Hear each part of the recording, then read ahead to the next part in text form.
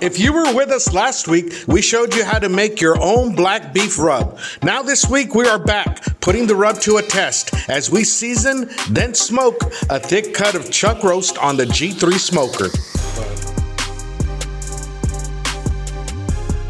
Look at that bark, man. In this video, we'll show you how to use the rub to get that super dark bark and beautiful smoke ring around this delicious cut of beef. And we're doing it all here on Al Lunacy Queuing.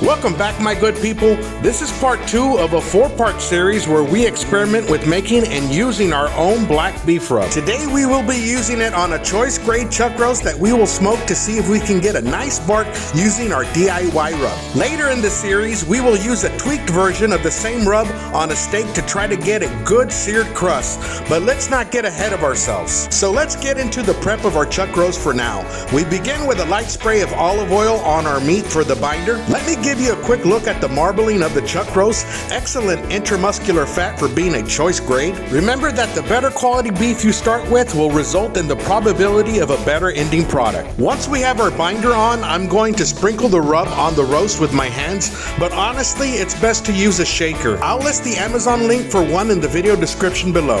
We are going to work our way around the roast with our rub and make sure to cover all sides with a moderate amount of rub. As I finish up the meat prep for this cook, I should mention that if you are a fan of longer videos, as well as videos on setup and fire management of offset smokers, then you will enjoy the next several minutes of this video. I will be getting into more detailed information on how I run my Old Country Barbecue Pit Generation 3 offset smoker. There has been a lot of misinformation about this particular smoker in the land of YouTube, so let me give you a play-by-play at the beginning of this cook.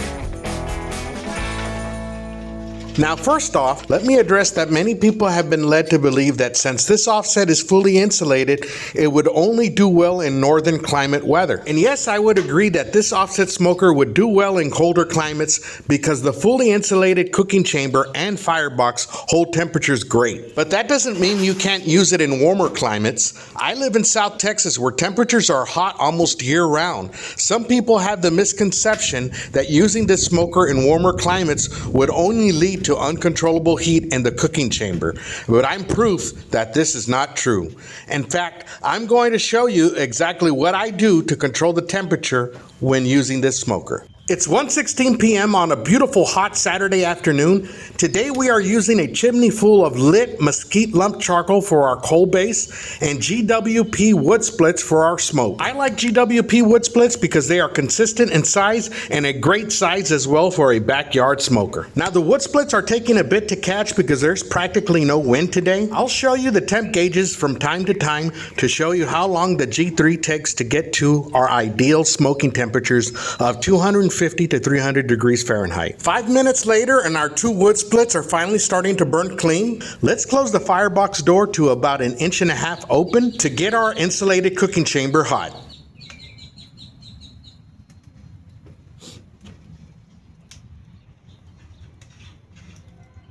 As our smokestack begins to burn a little cleaner, the cook chamber's temp gauges start to register some temperature. 7 minutes in and we are at about 155 degrees. Most of the time I do get a decent wind blowing through the back shack, although today isn't one of those days. So as I wait for the temps to go up on the smoker, I'll take the time to dust it off.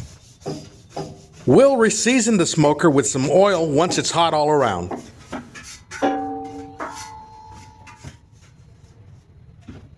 "10 minutes in and we are now at 200 degrees Fahrenheit.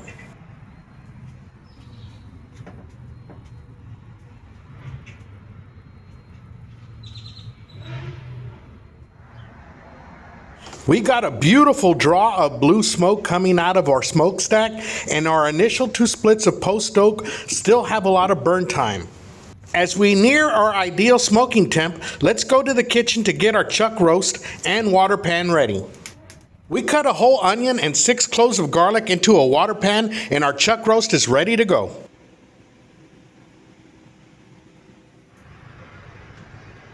25 minutes later, and we are a little under 250 on our right gauge and a little over 250 on our left gauge.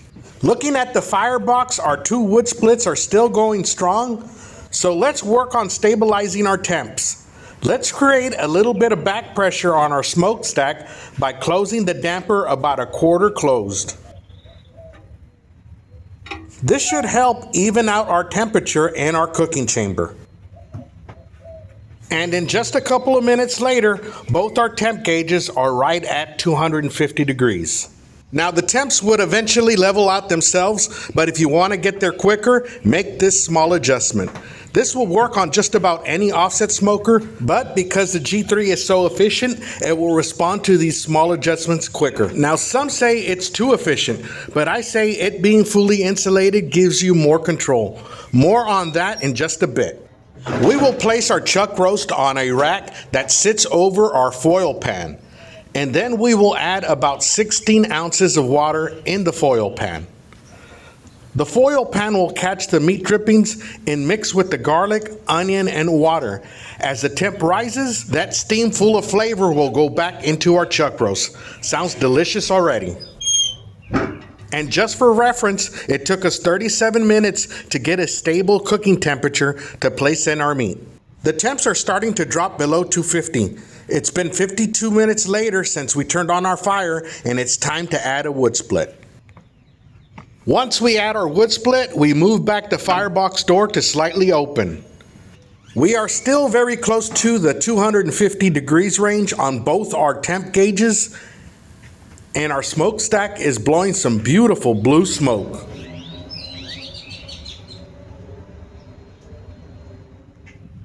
Okay, so we still got that log here burning pretty good. We're gonna go ahead and close this, and you're gonna see that the temp will climb up. There it is, climbing up to about 300. Well, it was probably already going to 300 because we're a little bit below 250. As soon as that log caught fire, it started going up. With the door slightly open, when we closed it, for sure it went past, or it's going past 300 there.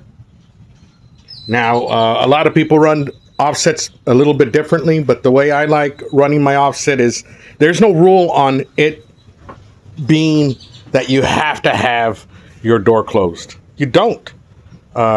In fact, it's better that you tweak it back and forth depending on your temperature. So there, we're past 300, you can see. Now let's go ahead and open the door up and alleviate some of that hotness temperature. And aside from alleviating some of that heat buildup, we're actually countering the efficiency of the offset itself. So you understand when I say that you're in control, more so with something that has insulated firebox and an insulated cooking chamber, because you can do this. Now, I'm talking here so we can allow the temperature to start dropping so I can show you in real time. Just, you see that? See how that's dropping? So just wanted to show you something a little bit there of how you can be in control of your fire. We're gonna go back and forth from about 250 to 300, or maybe a little bit under 250. But I just did this to show you guys how you can kind of get your temperature just by doing a little bit of tweaks. Hey guys, so 1 hour in, we're at a good even 250. I just put a small log in. Let's go ahead and check on this chuck roast and go ahead and turn it around for the first time. Look at that beautiful color. I'll get you in on a close-up. 100, not bad. Let's go ahead and get some even cook on it. So I'm going to go ahead and turn that over this way. There we go, man. We'll continue at it. Great smoke coming out from the area there. Let's get some of that smoke on this chuck roast. Okay guys, almost at 2 hours in, and I should have paid more attention to the fire. It got a little bit too low on me, so now I have 2 splits on there trying to catch. So we'll go ahead and try to get that going again, and I'll bring you guys back in as soon as that fire is running good and we're back at 250 to 300. So you can see that the roof space in between the roof and the walls really lends to smoke escaping out that way. So if you ever plan to make a back shack, you can see the smoke escaping.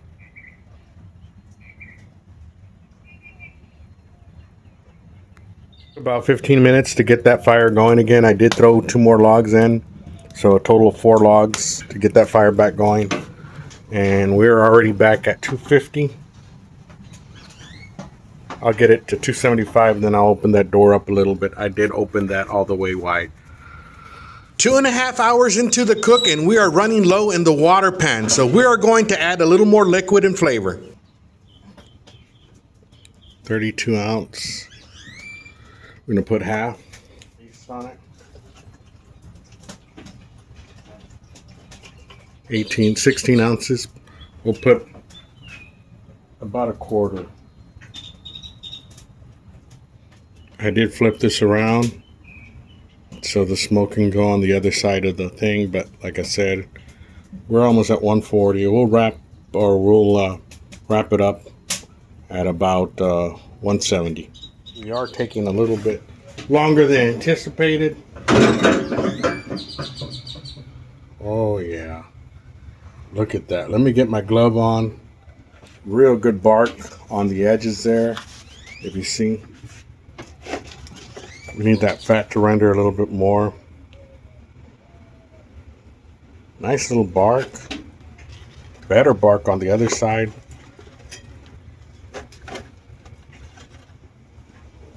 We're at 150 there. You can see the onions are there kind of dissolving. I'm sure the garlic did already as well. Once that happens, we'll get a good bark on it, 160, 165.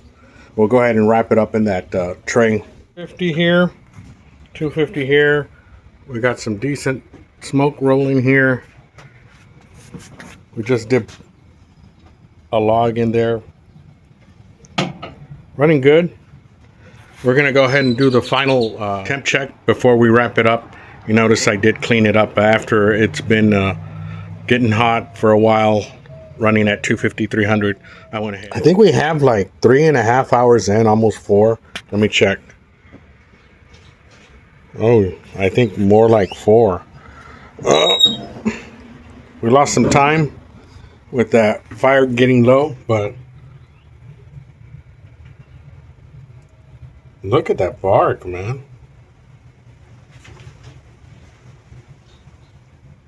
170 off the edge. 165 off the other edge. I think we're gonna wrap it. Here we go. Put that in. We're gonna do the rest of the beef broth.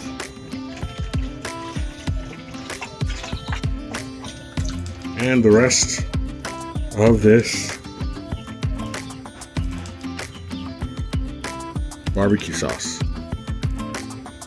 And so we were nearing the end of our cook, but this 3-pound chuck roast had already taken me 4 hours, and it was still not ready. And so I threw in a couple of more wood splits, shut the firebox door, and left the G3 smoker riding at 300 degrees. Got a little late on us, so we went out to eat, and we left this cooking.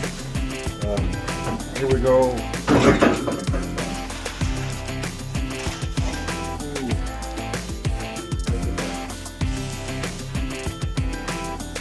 In the 200s. Perfect shred temperature. 207, 209. That's good enough. With a 12-hour rest at 140 degrees in the foil tray and inside my pizza oven, the chuck roast was ready to be pulled the next day.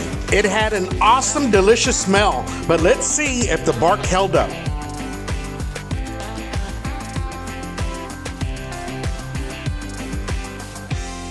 Look how black that thing is.